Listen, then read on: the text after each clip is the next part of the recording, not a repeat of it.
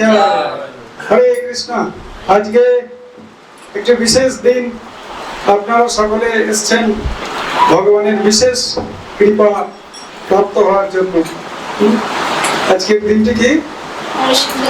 আজকে হচ্ছে নরসিংহ চতুর্দশী, অর্থাৎ ভগবান শ্রী শ্রী নরসিংহদেবের আবির্ভাব দিবস।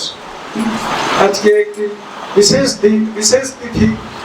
ভগবান নৃসিংহদেব ওনার শুদ্ধ ভক্ত, একটি শিশু ভক্ত প্রহ্লাদ মহারাজ, ওনাকে বাঁচানোর জন্য উনি আবির্ভূত হয়েছিলেন। তো ঠিক সন্ধ্যার সময়, গধূলি বেলায় ভগবান নরসিংহদেব প্রকট হয়েছিলেন আমাদের এই ধরাধামে। এই জন্য পুরো বিশ্বেতে কি হয়, এমনকি দেব দেবীরা পর্যন্ত ভগবানের স্তুতি করে, আজকে ভগবানকে প্রসন্ন করার চেষ্টা করে এবং ওনার বিশেষ কৃপা প্রাপ্ত হয়। আমরা যারা ভক্তি মার্গে এসেছি, আমাদের ভক্তি জীবনের সুরক্ষা এবং ভক্তি জীবনের যত বাধা বিপত্তি আছে, অনেক সময় দেখা যায় কেউ ভক্ত হতে চাইছে কিন্তু বাড়ি থেকে তাকে বাধা দিচ্ছে। আমরা দেখি সমাজে আমাদের যেসব ছেলেরা আছে, তারা যদি বাজে সঙ্গ করে, কেউ হয়তো মদ খেতে যাচ্ছে, কি সিনেমা দেখতে যাচ্ছে, কি হয়তো বন্ধু বান্ধবদের সঙ্গে আড্ডা মারতে যাচ্ছে, সেখানে বাবা মায়ের কোনো আপত্তি নেই। কিন্তু যদি একবার শুনেছে যে এই আমার ছেলে ইস্কন মন্দিরে যাচ্ছে, কি হরিকৃষ্ণ মন্দিরে যাচ্ছে, তখনই ওর চিন্তা, হাই সর্বনাশ করছে, ছেলে কেন মন্দিরে যাচ্ছে, কি সাধু টাধু হয়ে যাবে নাকি, সন্ন্যাসী হয়ে যাবে নাকি, এর মতিগতি তো আমার ঠিক লাগছে না। ওখানে তাদের অসুবিধা। ছেলে অসৎ সঙ্গ করছে, বিড়ি সিগারেট ফুঁকছে, মদ গেঁজা খাচ্ছে, হ্যাঁ, সিনেমা দেখতে যাচ্ছে, ফোন নিয়ে ঘুরে বেড়াচ্ছে, হ্যাঁ, অকাজ কুকাজ করে বেড়াচ্ছে, সেখানে বাবা মায়ের কোনো আপত্তি নেই। কিন্তু কোনো ছেলে যদি মন্দিরে যায়, সাধু সঙ্গ করে, এই ভক্ত সঙ্গ করে, সেখানে বাবা মায়ের অসুবিধা। দেখুন, আমাদের একে বলায় কলিযুগের মন্দ সম্বন্ধ মতই মন্দ ভাগ্য করতে পারে। আমাদের মন্দ বুদ্ধি, কোনটা ভালো কোনটা ঠিক আমরা বিচার করতে পারি না। এই জন্য সাধু সঙ্গ এবং শাস্ত্রের সান্নিধ্যে এলে আমাদের বুদ্ধি পরিশুদ্ধ হয়। এই শিশু বালক ওর ক্ষেত্রেও একই ঘটনা ঘটেছিল। আমরা এই আরতির পরে, অভিষেকের পরে আমরা সেই নরসিংহদেবের কিছু কথা আমরা শ্রবণ করবো, যে আজকের দিনটি কেন বিশেষ এবং উনি কেন এই ধরাধামে আবির্ভূত হয়েছিলেন এবং ভক্তের জীবনে কত কঠিন পরিস্থিতি থাকা সত্ত্বেও ভক্ত কখনো ভগবান থেকে বিচ্যুত হন না।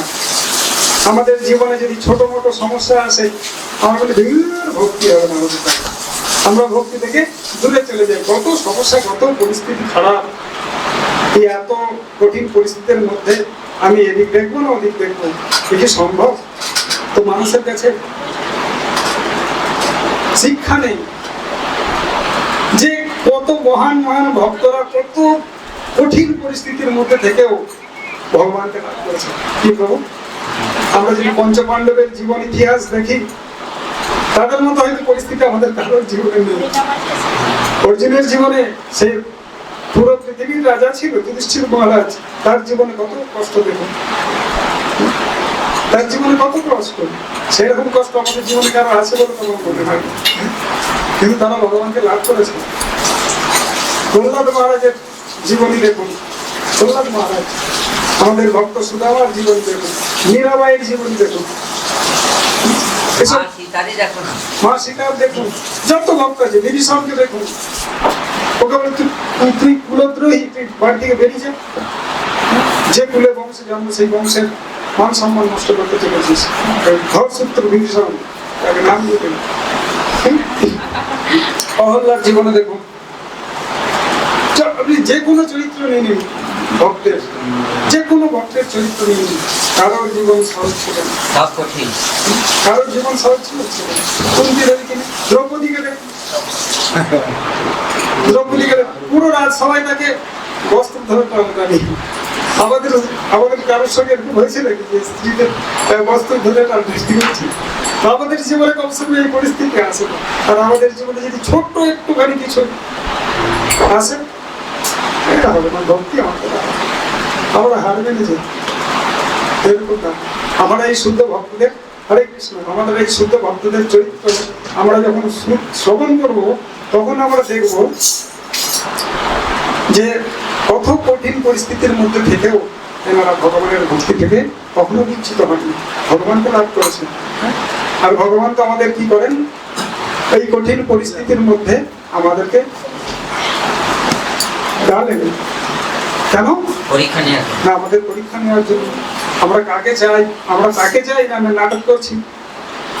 আমরা কি বাস্তবে ভগবানকে পেতে চাই নাকি নাটক করছি? ভগবান দেখুন, যদি আমরা সবাই সোনার কাজ করি, তাই না? সোনার কাজ করতে তো পিওর সোনা যদি আপনি পেতে চান, সেই সোনা কি করতে হবে? আপনাকে নাইট্রিক অ্যাসিড দিতে হবে, তাই না? অ্যাসিডে দিতে হবে, তবে আপনি পিওর জিনিস পাবেন। তো আমাদেরকেও সেই অ্যাসিডের মধ্যে প্রবেশ করতে হবে। আমাদের ভগবান তো পিওর জিনিস কি নেবে না? আমাদের মধ্যে যদি কাম, ক্রোধ, লোভ, মোহ, মোহাম্মদ থাকে, আমরা যদি ভগবানকে চাই না, একদিকে ভগবানকেও চাইছি আর একদিকে জগৎকে চাইছি, এইভাবে ভগবানকে পাওয়া যায় না। আমরা যদি বলি আপনি পিওর সোনার দাম দিতে চাইছেন, কিন্তু কেউ যদি ওর মধ্যে খাদ মিশিয়ে রাখে, আপনি কিনবেন সে সোনা? কিনবেন? আপনি তো বলবেন আমি পিওর সোনার দাম দিচ্ছি, তার মধ্যে 24 ক্যারেট সোনাটাই আমি নেব, খাদ মেশানো সোনা কেউ নেবে না। সেরকম তারা ভগবান তার শুদ্ধ ভক্তকে বাছাই করে নেবে, দেখে নেবে, চালনি দিয়ে ছেনে দেখে নেবে যে কে শুদ্ধ। তো সেই তাকে শুদ্ধ করার জন্য ভগবান এইরকম পরিস্থিতির সৃষ্টি করে। কিন্তু ভক্ত কখনো হার মানে। এই এখন পাকিস্তানের সঙ্গে যুদ্ধ লেগে গেছে, সৈনিক যদি বলে এত গরম, এত কষ্ট, আমাদের কাছে জোগাড় নেই, কিছু নেই, বন্দুক নেই, হাতিয়ার নেই, মোদি আমাদেরকে পারমিশন দিচ্ছে না, আমরা কি গুলি খেয়ে মরবো না? কিন্তু দরকার নেই, ভয় পালিয়ে তাহলে হয়ে গেল, তাই না?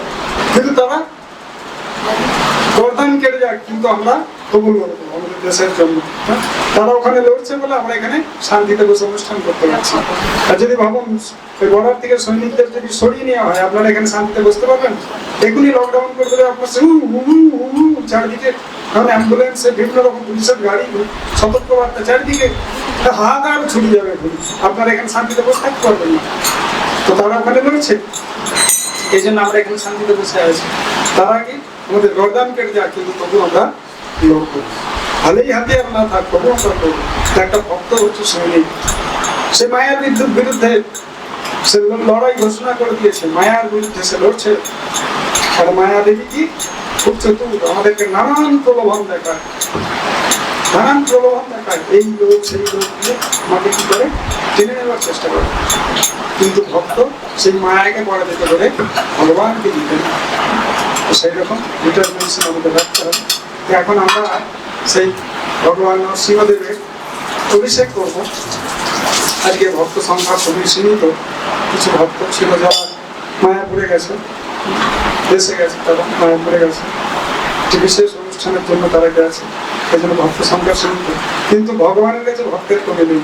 আপনারা এসছেন শুদ্ধ ভক্ত ভগবান, খুবই প্রসন্ন। যারা এখানে এসছেন আজকে নরসিংহদেবের বিশেষ কৃপা প্রাপ্ত হবে।